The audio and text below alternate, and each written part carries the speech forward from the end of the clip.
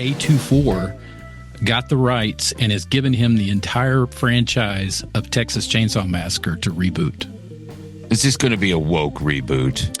It's not going to be. How do you make a woke reboot? Well, first of all, Texas he can't use Chainsaw Massacre. He can't use real leather for his mask, so he has to be faux leather face. And they're vegetarians, so the whole family's vegetarians. Yeah.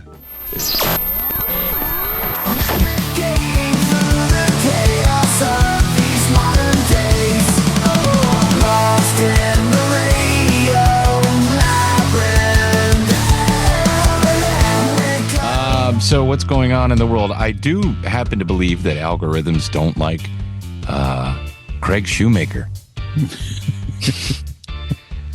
Because, and I won't dwell on it, we loved having him on. I thought he was a great guest. He told us some awesome stories. We all had a great time. We all laughed.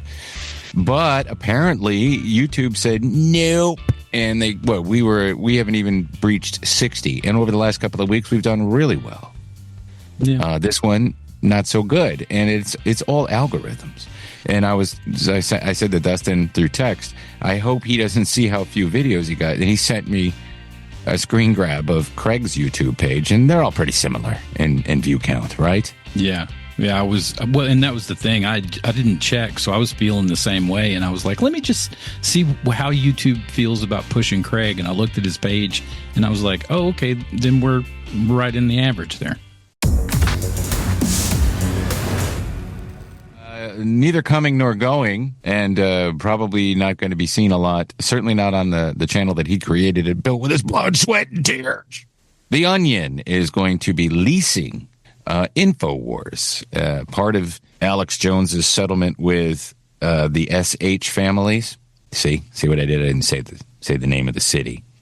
The SH families who were harassed by some of his viewers, maybe not necessarily him, for the false flag. Comment. Does that mean he's out? Well, he's not out. He can do whatever he wants. He can create something new. No, I'm saying he's out, like, of Infowars. Yeah. Yeah. He's gone. Yeah. Well, what's going on is last year, Global Tetrahedron, which is the parent company of The Onion, tried to buy Infowars during the auction when they were selling it off so all of his assets could go to paying off the debt that he owes from this lawsuit. But they tried to buy it, and the judge stopped them from buying it because they were being sneaky with it. And now they are going to lease the name and the website and the assets and use it for marketing purposes and to do creative things. Now, this all pens on Texas Judge Maya Guerra Gamble, and the hearing is going to be on the 30th, I believe. $81,000 per month with 6 months in the initial license. That's how much they're going to pay to license it. And yeah, it was 2024. So 2 years ago, their bankruptcy auction was thrown out over procedural problems. And they're going to take it over. They already have a website where they're teasing it, and that might have been up for a while, where they have merch, and it says Infowars, but one of the letters, one of the vowels is changed to the Onion logo. And it looks cool, and they're selling merch and stuff like that. You know, I get why a lot of people don't like Infowars. I get why a lot of people don't like Alex Jones, even though I never did anything to anybody. I pointed out the fact that they turned the frogs gay. And now that I don't like Donald Trump anymore, you think they would like me. But they don't like me. They don't like me. They don't want to buy my super male prostate serum. They don't want to buy any of my vitamins. He took a lot of his assets, by the way, and put them into places, which these people always do, where they're untouchable. So he won't be starving. And again, he will create his own new thing. The Alex Jones channel or whatever, and he'll still do what he does. One of the guys that The Onion's going to bring on to host shows is going to be Tim Heidecker. Tim Heidecker does a podcast called Office Hours, which I enjoy watching. I think it's funny. I think he's a very talented, brilliant, funny guy. And I was one of those people who thought that Tim and Eric, what was it called? Awesome show. Great job. Yeah. At first, when I watched it, I thought, this is really weird and dumb, and I don't like it, and blah, blah, blah. And then I got into it because it is weird, but it's funny. Steve, what kind of wine is that you're drinking? I can't see, hon. Sweet berry wine. But he tends to be one of those super liberal, not even liberal, I don't want to say liberal, but very progressive types of guys. And he did that brilliant Joe Rogan parody. I don't know if you remember that. He sort of resembled the set. And what he does is he matches the way they speak and their delivery, and he does good stuff with Alex Jones. So what he's going to do is a bunch of creative stuff on there. But I don't see the value unless you're just trying to get one over on Alex Jones and please a certain subset of people who watch these types of things. I don't think it's a good business model because no one's going to come back all the time. You already have The Onion, which satirizes popular culture. Now, this will satirize the conspiracy people, but I think what do you guys think? I think it's kind of not smart unless they turn it into something completely different. I mean, it could be funny and entertaining. Did I read that Alex Jones invited them onto his show? Did I read that? Oh, that's his MO. He wants to confront you on camera, make a spectacle. Right. But I think that would probably be smart for them to do that. Tim could handle go on his show. Yeah. Tim could handle it. Yeah, I think it's dumb for Alex to offer it. It's as opposed to Tim going. No, we can reach common ground, and I can reach out and tell Tim that I don't like Donald J. Trump because he betrayed us, and I regret voting for him, just like Tucker Carlson said. But I just want him to come on the show. But yeah, he did invite him. You're right. But again, I one or two times doing that is more than enough. And you would think that a guy like Tim Heidecker would know that. And I think that he does, because he did that Rogan thing once or twice, and he doesn't do it every week. Well, maybe they're going to make something more of it. I think they are. They're going to make it I read one thing where they're going to make it a broader comedy network and invite, communities that don't get enough representation in comedy, which I disagree with because everybody has access to comedy now. It's like everything else, everything is niche. But there's something for everybody now. And I don't know, younger people, I guess maybe sometimes they gravitate toward, I'm supposed to like this comedy because of what they talk about and they fit with my values. I've never felt that way about comedy. Even if, people talked about things I don't like or that I don't agree with, I don't care. If they're funny, they're funny. Now, I did go through a phase where I was like, I'm not going to, but that was dumb, and I realized how stupid that was. Yeah, like what makes you laugh you can't help what makes you laugh, right? Right. I asked a young comic when I was judging the show at the Punchline. I said, he asked me about what I like about comedy, and I sort of said, I got out of it for a while, and the guy who got me back into it was I did an interview with Dusty Slay. I said, do you like Dusty Slay? And he just kind of looked at me and shook his head, and I figured it had something to do with the way he lives his life. I don't know. But he didn't like it. Yeah, cultural. I mean, it's not like he's controversial. Yeah. He's not. No, but I think with basically The Onion said it would be funny to make Infowars a trans comedian channel. To me, that seems like you're taking advantage of their situation to make your own joke. Yes. And that's not right. And to get one over on the people that really like Alex Jones. And we're showing them. And how do they know that the majority of the people who watch Alex Jones don't like trans people? Right. That's an or assumption. Would even show up. Most of these people, Infowars lost their privileges for YouTube. How many? Like 5 times? It's not like he's got a popular television show that you're all of a sudden just going to change the host out on. Yeah, it's not like Roseanne. No. They're going to be called the Connors. Connors Wars. What were you going to say, Lizzie?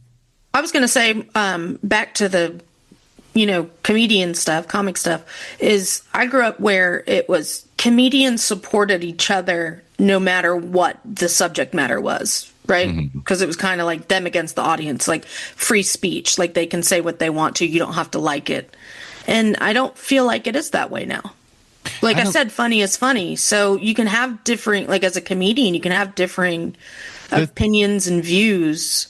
The thing that made me feel better about what you're saying is that I think it was last year, or maybe a little bit toward the end of 2024, David Cross went on Jim Brewer's podcast, or maybe it was the other way around. and they sort of mended fences because politically they're polar opposites and they were going after each other. But then they realized, hey, this is kind of stupid. And I'm bringing that up because David Cross is everywhere right now. He's promoting his stand-up special. And then he has a sort of a documentary thing coming up with Bob Odenkirk where they climb a mountain somewhere. Have you seen the Machu preview? Picchu? Yeah. Machu Picchu. That's going to be cool. But Cross, years ago, and I never, ever got into Larry the Cable Guy as a comedian. And now and I realized why I did it, because I saw the way he looked and I heard the way that he spoke, and I said, I'm never going to like this guy. And I have watched him over the years do clips, and he's a funny comedian. You don't fill up giant arenas if people don't think you're funny. And so Cross and a lot of guys in the alt comedy world in the 2000s attacked him constantly. And I started seeing these things, and I started feeling, they're comedians. They're making people laugh. They're not the same as you. They don't think the same as you, but they're making people forget about their lives for a little bit. They might not be talking about serious issues, but they're making people laugh. And to me, that's the most important thing when it comes to comedy. Yeah. I mean, that's comedy, right? Yeah. Yeah. Now, there are comedians who are, extremely insensitive and hurtful to other people. Like I would say Ben Bankus probably wouldn't go over well with a progressive audience. But his delivery is good, and he has stage presence, and some of the things he says are funny. I kind of liken it to like bands. Like when I was in bands and you would be on the road and you would meet up, every night you had 2 or 3 other bands you were playing with that you didn't know most of the time.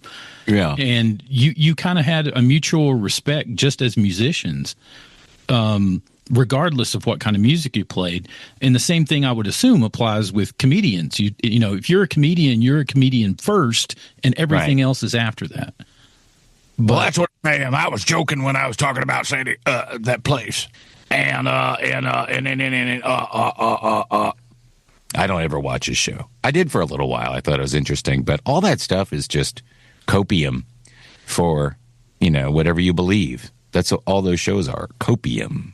So anyway, best of luck to everybody. And I'm sure, like I said, some of that stuff that they put on Infowars once they start leasing it will be very funny. And I know that what Heidecker does will be funny, but it's not something I think that's sustainable. No, 6 months will probably be enough. Yeah, that's all they need. And then Alex will go do something else. YouTube. Speaking of good news and how much we love YouTube, who put this YouTube story in? These are great. I did. Yeah, talk about it. YouTubers are the new flock of Hollywood filmmakers. Yeah. It came out this week that YouTuber Curry Barker, he recently had a film called The Obsession, and this week A24 got the rights and has given him the entire franchise of Texas Chainsaw Massacre to reboot. Is this going to be a woke reboot? It's not going to be. How do you make a woke reboot? Well, first of all, Texas he can't Chainsaw Massacre. He can't use real leather for his mask, so he has to be faux leather face. And they're vegetarians, so the whole family's vegetarians. Yeah, that'd be an interesting take on it. Now, this is on the heels of YouTuber Markiplier. He went and wanted to make a movie, and he made it on his own. He's one of those big influencers on YouTube. He makes a lot of money on YouTube, but no studio or anything would give him the time of day. So he took it upon himself to finance the whole movie. And when it came out, last month before last, it came out to acclaim. I mean, it actually had a run at the theaters. He did it all himself. How did he get distribution without backing of a studio? Well, he grassroots type. He was able to talk to some chains of movie theaters, and they're in such dire straits that they're making deals where they will have an independent film play. So he almost became self-distributing in that respect. But it made a ton of money and a lot of attention. All of a sudden, last week they came out with another YouTuber who I think he's like 21 years old. There's a movie called The Backrooms that's coming out. I don't know if you guys have seen the Backrooms theory. I have not, no. Okay, it's one of those things. You've probably seen some of the videos where it looks like somebody walked into an empty office building and all of a sudden you can't get out of it. It's like the never-ending office building. Yeah. I've seen those videos. Yeah, it's called that whole series. Creepypasta. That's what it's called. Creepypasta. Yeah. Yeah, the creepypasta is, and it was part of that. It was kind of brought up in those Reddit things and Twitch and stuff, and it has now been made into a movie, and it's got like an A-list cast that's going to be in it. So like right now, the biggest crop of new independent filmmakers are literally being taken from YouTube directly into Hollywood with some of these more progressive type companies like A24 is a good one because this is kids who grew up in internet culture bubbling up to the surface and filling a void because the studios are just, for the most part, putting out the same thing over and over and over. Yeah. And they're putting it out, and they're not trusting theaters. They're putting it on streaming services right away, which is leading me back to what Steven Spielberg said recently. I think it was Cinecon, where he said, put the movies in the theater, leave them in the theater. Don't put them on a streaming platform until, 120 days have gone past. People will go see them. And I've made this argument for years. Newspapers are dead. Well, newspapers are only dead because they gave up. They started putting all their content online. We got to chase this, got to chase that. And to some extent, all media has done that. Yeah. And all media has done that. Television, radio. I mean, I don't know. This gives me hope because these are young people who want to make movies and they want control over their movies. And with that independent spirit of when we were younger, and Tarantino came out and Kevin Smith was fresh and Soderbergh was still young and fresh and not using AI. He's using AI. Yeah, they're creative, and it's not a bunch of corporate people being like, no, this is how we do it. Krieger, let's polish it up. Was one of them too, and he's the director of Weapons. So, they just had the Academy Award, given to a cast member there. So, I mean, all of these things are kind of pointing towards, this is going to be the new pool that they're pulling from is going to be what people, makes sense. I mean, it's where your creatives are. Think about Josh Warren's short film. Matthew Bruggeman directing it and writing it and making it, and it's high quality and it's good acting and it's hit all these festivals. And I could tell you that say what it is again. So people missed it. What is this movie called? Zappano's. That's right. Zappano's, yeah. And it's on Omegle. Yes. And that same website is where on Omegle? Not Omegle. What are you doing? What are you doing on there? Showing people your wiener? Omegle was the site that replaced. That's the. What is it on? It's on something fancy. Yeah, I know. I'm finding it. What was that site called before Omegle? It was. God, do you remember those sites? Yeah. And I would go and troll people. That was so much fun. Yeah, where you could show your people. Well, it just pops up somebody in front of you. Yeah, it was. God, I wish. Do you remember what it was called, Jeff? Stickum? No, it was after Stickum. It was this website where you would go and your camera would come on, and then you would just be connected with somebody at random, and you could either talk to them or skip. And as usual, there was always some guy off. Yeah, and they finally got around to trying to stop it. It didn't work. It was chat roulette. That was the first one. Yeah. That sounds terrifying. And so back when they had chat roulette, I used this spoof software. What I would do is I'd go to this blog cam site, whatever, and I would capture video of just girls, not naked. They were just sitting there chatting, and I would screen grab it and edit it so it looked like they were real. And I would go to chat roulette and put them up there, and it looked like, so the guy would come up and he would start off, and then I would immediately cut to like something very gross, like a guy, scat stuff. Yeah. And then I would capture, and I still have all these captures, the reactions. I would show them like looking creepy at the women, and then they're like disgusted faces. And then on Omegle, I would go on live And sometimes, this is when I lived in Dunwoody by myself. One night I just smeared peanut butter all over my belly and ate like scooped crackers and would eat it. And I have some of those too. Now, to be fair, the site with the films is called Omeletto. Okay, not Omega. Omeletto, thank you. So it's close. Yeah, I just text Josh Warren. I was like, "What's the site?" Yeah, it's Omeletto. It's not the Now one we're where talking about scooping peanut butter off of Tim's belly. Give me the site. Jeff, you did the trolling on chat. I used to rig it so that it would show them on the camera, Yeah.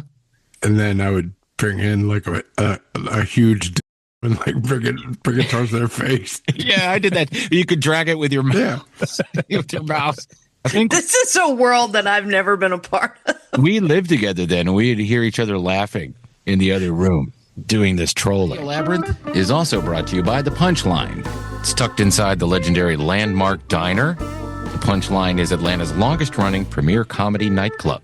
You can get a huge slab of cake, some waffles, maybe some pancakes and sausage. That way you're satisfied and full while you're having a beer and watching very funny comedy. Coming up at the Punchline this weekend, Alec Flynn on April 29th, Karen Morgan, April 30th, Maher Mata. May 1st through the 3rd, JC Cure. May 7th, you have T. Sanders and also Nick DiPaolo. So is T. Sanders opening for Nick DiPaolo, Jeff? No, I think there's like a 7 and a 9 or something. Well, that's cool. So Nick's doing one show. Yeah. Patreon members, next week we will pick another winner and let you know. The last couple of winners that I've told about, they haven't gotten back to me about when they want to go, but you're still winners in my book. Go to punchline.com and check out all the shows. Euphoria fans apparently are mad that Sydney Sweeney's character is being degraded because You said aroused wrong. I did. Well, oh, yes. Real fans of the show, which are all men over the age of 40, are very happy with the time jump and the fact that Sydney Sweeney is playing a vapid OnlyFans influencer because she... For 2 episodes, that's why But she's trying to be. That's why everybody's mad, because it was only 2 episodes that she did the OnlyFans stuff. Oh, She's not making. I don't think she's making money yet. She's trying to be. No, she gave it up this week. Spoiler alert. Oh, she did? Why? Because they're getting married. Oh. Her and that guy Lizzie hates. I read an article. I never watched this show. I'm afraid to watch it because I don't want my wife to open the HBO Max app and see that I've been watching Euphoria. Because what other reason to watch it unless it's very well acted and it's great? It is well acted and it's well shot and like it's a beautiful piece of work, even though it's disgusting and hard to watch. Well, if high school kids really act like that, then damn.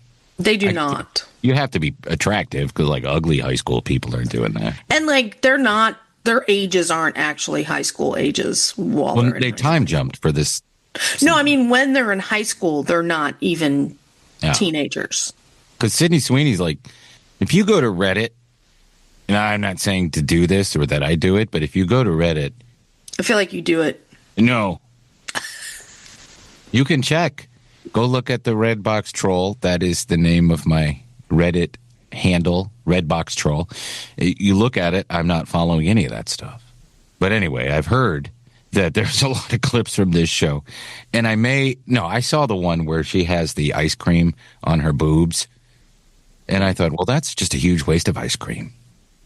Well, what I think the whole controversy is you had all of these people who were not familiar with her or her work, but jumped on her bandwagon when the American Jeans thing happened.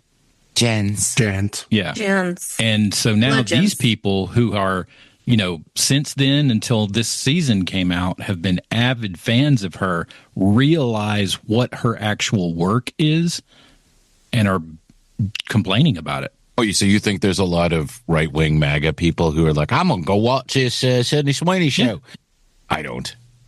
No, I believe that's exactly what it is. A lot of the complaints I've seen are from feminists. Well, they never watched the other seasons. I mean, it's not like this is new. Or character. Or go ahead, Lizzie. As a fan and like knowing her character, I will say I feel bad for the character because all of her life she's struggled. Like in the first season, like she's super sweet and she's trying to break that, like, oh, you're just a piece of meat to look at. People just assume she's slutty in one way or another, and she has daddy issues. And then the second season comes and she, you know, stabs her best friend in the back and gets together with Nate Jacobs. And then she becomes all the things she didn't want to be. You forgot to say hideous, Nate Jacobs. Oh, yeah. Yes, Nate Jacobs. Gross. A lot of this, I think, because the season just started and because of the character she's playing and because of the nudity and stuff, this is all that ginned up internet controversy. People don't really think these things. And some random person saying it on social media doesn't mean that the majority of people are thinking anything like it at all. I'll tell you one of the dumbest things I've seen from multiple people online. Getting mad at the actress for saying the lines as her character and playing that character. Yeah. I mean, like, Sydney Sweeney has sunk too low because of, like, what she said in the show. And it's like, dude, that's a character. Like, she's written. Like, that's not her saying those lines. That's a character saying those lines. Yeah, well, like the guy who played James or Jane Gum in Silence of the Lambs. He didn't really keep women in his well. Right, exactly. It's like, gosh, guys, y'all, it just seems so, it just makes me fear for humanity sometimes when I read stuff like that. He did put the hose on Monk, though. Yeah, he did. Hey, Monk, put the lotion in the basket, Monk. Monk rubs the lotion on his skin or else he gets the homes again. Put the fucking lotion in the basket. Precious!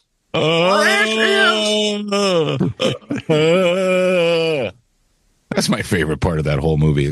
No, it's not, but it's... It sounds like it is. When he's making the creepiest part.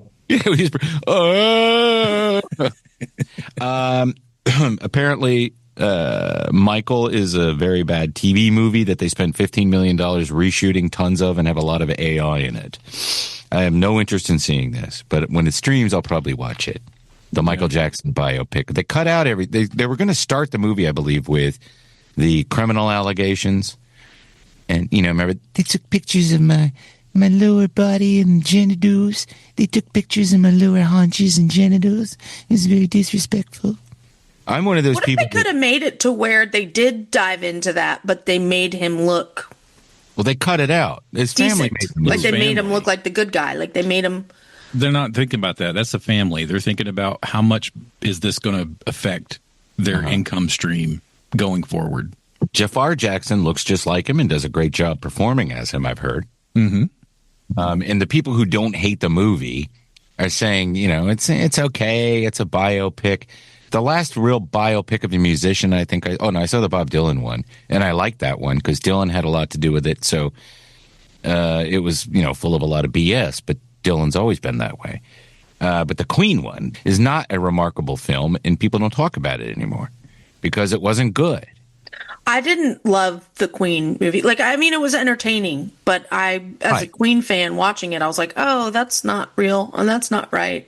No, and the ending was he didn't tell them he had HIV before Live Aid. He didn't know he had it till well after Live Aid, and that was always my problem with it. And it turns out his dad's Mr. Robot the whole time.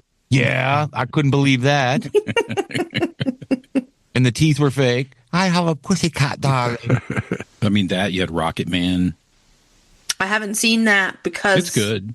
That's why I didn't watch it. I didn't watch it because of the Queen movie. That's what I was about to say. I didn't watch it because of the Queen movie. Two different movies altogether. Yeah, it's much better. It's a much better made film. Well, the Freddie Mercury left a bad taste in my mouth. The Bruce Springsteen one with the guy from The Bear is pretty good. Yeah, Yeah, I heard mixed reviews I on heard that was good. Yeah, I've heard that if you're a fan of Bruce and that album, Yeah. it's a real good movie. But if you're just a casual, you know, born in the USA kind of fan, it kind of goes over your head. I watched La Bamba the other night. That's a great Yeah, movie. it's a great It's movie. such a good movie. And like Bob is such a piece, but like you feel for him, man. He's just always tossed to the side. But tastes nobody like can piss draw to a me. Woody Woodpecker like Bob, man. That's right. What does he say? It tastes like piss to me. You start My Richie. Not my Ricci, not my Ricci.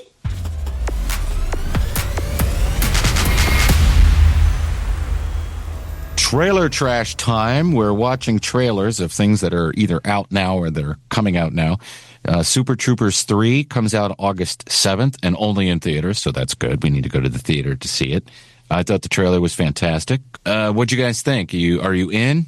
Yeah. Oh yeah, for sure. I love the what was that line? Oh God, what was that line? The plot of this one is Farva is going to marry his sister. Yeah, of course, no one wants Farva in their family, but Right. it shows his parents come into town, and it looks like on the bachelor party they take him to a strip thing, and he kicks in the door, and his dad is on a couch with the strippers, and Pull up a cup Farva chair. goes, "Yeah, pull up a cup chair." That's Yeah. What a great line. I think my favorite part is when the condoms got delivered to the house, and it was like short, Yeah, short and wide. Short plastic condom. like a tuna can. Yeah. I don't know why Kevin Heffernan is not bigger. He just keeps doing stuff with these guys, which I mean, as well he should, but he should break out as a star. Yeah, He's he got should. like some John Candy qualities. Yeah. Yeah. Another trailer I put in there is called Hungry, and the trailer made me laugh. I don't know if this is something I'd go see in the theater. Did you guys all watch the trailer? Yeah. Yeah. I mean, I won't see it in the theater, but I'll definitely watch that movie. Yeah, so here's a slug line.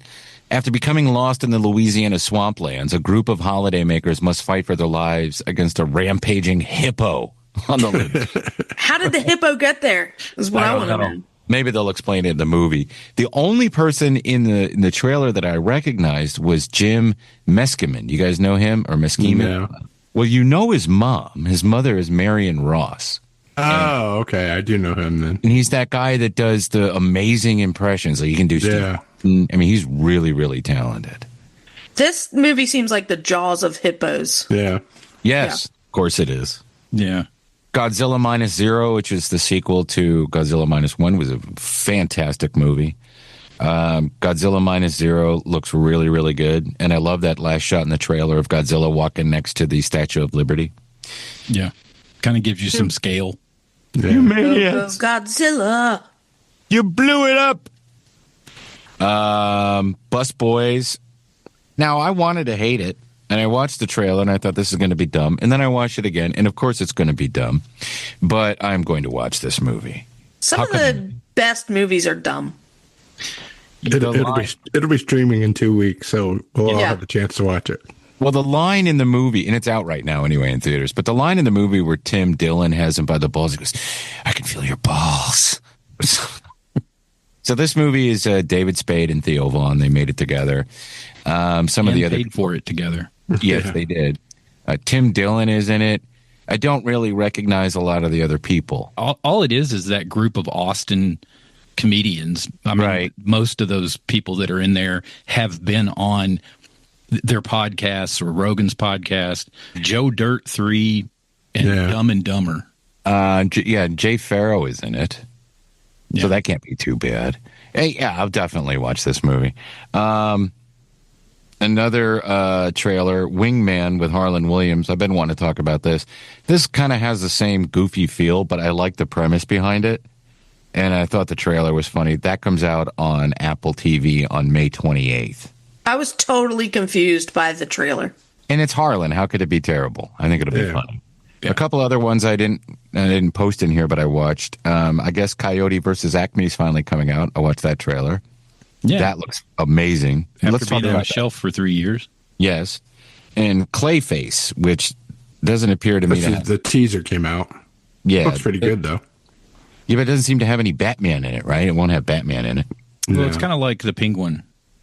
Yeah. Same city, same universe, and Penguin didn't have any Batman in it.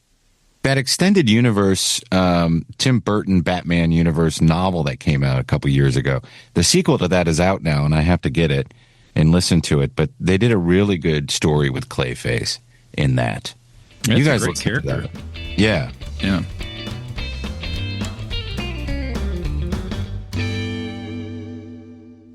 Hey, I want to thank our sponsors for Radio Labyrinth, our long-running partners in this little scheme of a podcast we have. Starting with Atlanta Pizza in Euro. They are over in Conyers, which is Dustin's neck of the woods, proudly serving the East Metro Atlanta area for over 40 years. Atlanta Pizza in Euro is a family-owned restaurant in Conyers with the best local craft beer. They have a huge selection of local Georgia and Southeast craft beers on tap, as well as many others available in bottles and cans. Craft beer not your cup of tea? Well, guess what? Try the $4 16-ounce tall boy cans of Busch Light, Natty Light, Coors Light, and PBR. Gyros, pizzas, hot subs, and Greek and Italian specialties. So just go out there and munch down and have a couple of brews and say that we sent you. Tuesday nights, they have team trivia from 7 to 8:30 p.m. The food truck season is upon us, and they have a number of event dates scheduled through the fall. So if you're interested in possibly booking Atlanta Pizza in Euro for a corporate or private event, please give Mike a call at 770-483-6228. Atlanta Pizza in Euro is open Monday through Friday from 11 to 9, Saturdays 12 to 9, and they are closed on Sundays. Radio Labyrinth is also brought to you by another longtime friend, our buddy Brett at LDI. Do you have a commercial or residential construction printing need?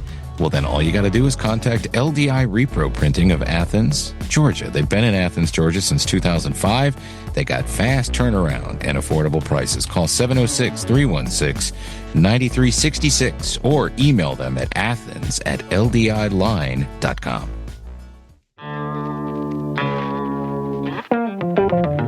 Views. Or. And Snooze. Yeah, we didn't do it last week, but it would have been Marco's Got Money Troubles and Beef Season 2 and Kevin, which I haven't watched Beef Season 2, but I hear it's a big hit for Netflix. Anybody watching that? No. I watched the first season. It was good. I haven't started the second. This is like a whole new cast and a new story. Yeah, English Nick, my friend English Nick from the River radio station, he loves it. He goes, "Hey, you want some beef? Come on, it's great." Marco's Got Money Troubles is really good. What's his name? From Parks and Recreation, plays a wrestler. It's really good. Isn't there a lot of nudity in it? That's another show I don't want popping up. There is. I think a lot of it's fake, though. Yeah. Well, that's too bad. And what's Kevin about? I don't watch anything. Yeah, Kevin's about this cat that gets kicked out of his house. It was not very good. I can't recommend that one. All right. I watched the first one. I probably won't watch more than that. Season 1 of Beef was really good. Yeah. It gave me anxiety, but I watched it. Yes. Yeah. Stranger Things Tales from 85. This is the animated spin-off of Stranger Things. Started on Netflix. Yeah. You can watch this, Lizzie? Yeah, I'm probably going to watch it. None of the people are doing their own voices. You what? None of the characters are doing the voices. Yeah, I knew that. But yeah, we'll watch it. I feel like it'll be maybe more directed towards kids Yeah. than the other one was. if it's Not in that Al between- didn't watch regular Stranger Things, but It's supposed to be Yeah, set we'll in watch between it. season 2 and season 3. So, yeah, they would be younger. Yeah.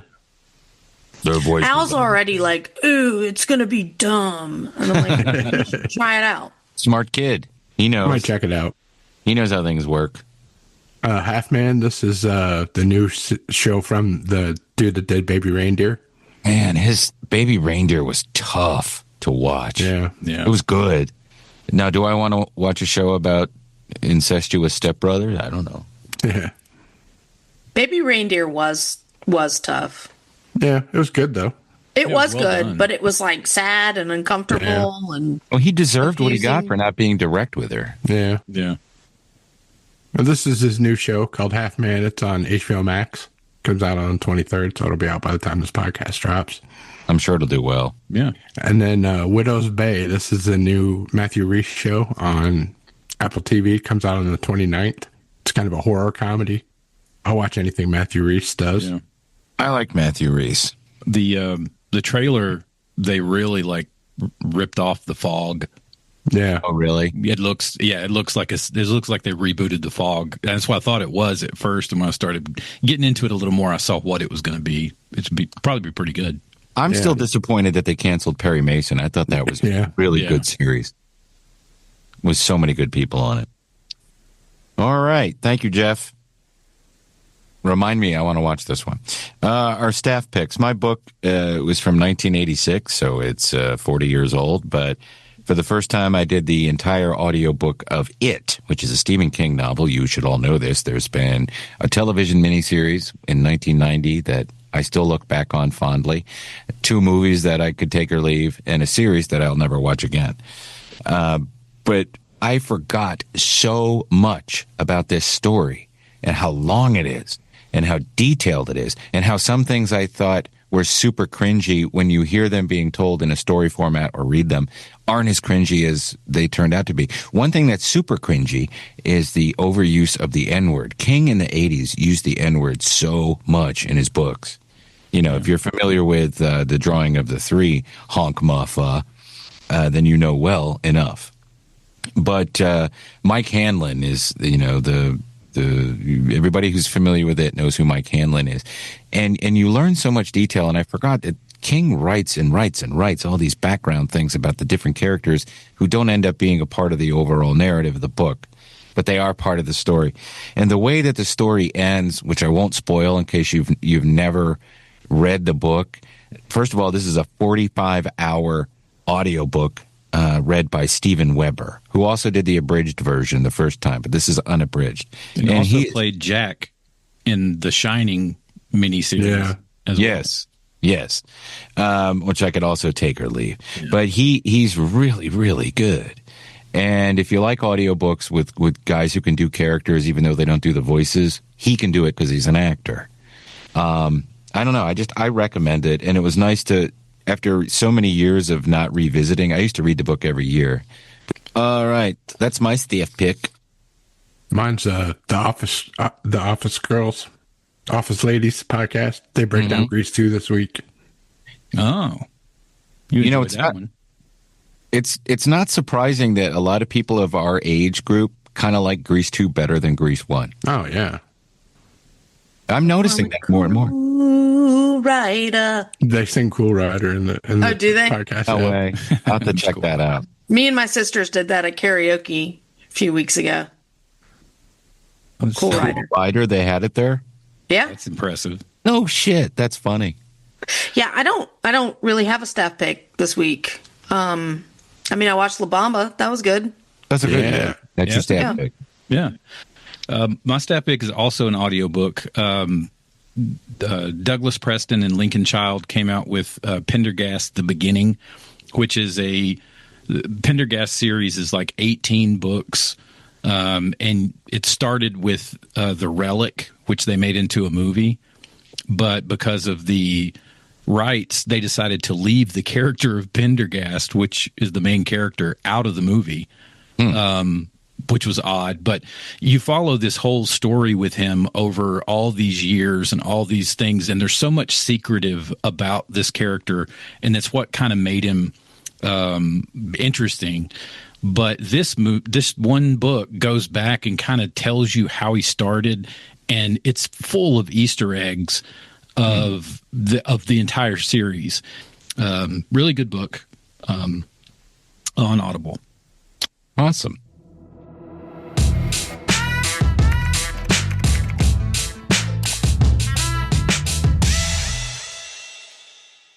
So if you're interested in becoming a Patreon member, just go to patreon.com/Tim Andrews. We have 2 new stickers that we're going to be sending out to everybody. Everybody gets 2 that's already on there. And that's at the $5 and up level. So that's our base level. If you want to do that, that's fantastic. We would love it if you would do that.